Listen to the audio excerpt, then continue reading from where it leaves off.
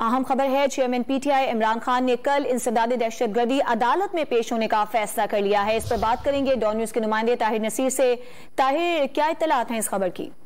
जी देखिए, chairman PTI Imran Khan के खिलाफ थाना मरगला में एक दहशतगर्दी का मुकदमा था। उस दहशतगर्दी के मुकदमे में इस्लामाबाद हाई कोर्ट ने 3 रोजा इमरान खान की राहदारी जमानत मंजूर की थी और अदालत ने हुक्म दिया था कि मुतलका कोर्ट से जाके रुजू करे, क्योंकि इस्लामाबाद की इंसदाद दहशतगर्दी की अदालत में दरखास्त जमानत दायर करनी है। और अभी ये इत्तला मौसूल हुई है कि जो कानूनी टीम थी उनकी मुशावरत मुकम्मल हो चुकी है और यही बताया जा रहा है कि चेयरमैन पाकिस्तान तहरीक इंसाफ इमरान खान कल इस्लामाबाद की दहशतगर्दी की अदालत में पेश होंगे और जो उनके खिलाफ मुकदमा दर्ज हुआ है जिसमें वो खातून जज को उन्होंने धमकियां दी थी, उस हवाले से वो मुकदमा दर्ज था, उसमें कल इस्लामाबाद की दहशतगर्दी की अदालत में इमरान खान पेश होंगे, क्योंकि कल जो राहदारी जमानत है उसका वक्त भी खत्म हो जाएगा। इसलिए कानूनी टीम ने यह फैसला किया है मुशावरत के बाद कि कल इमरान खान इस्लामाबाद की दहशतगर्दी अदालत में पेश होंगे। चेयरमैन पीटीआई इमरान खान कल इंसदाद दहशतगर्दी अदालत में पेश होंगे। इमरान खान की अदालत में पेशी का फैसला कानूनी टीम के इजलास में किया गया।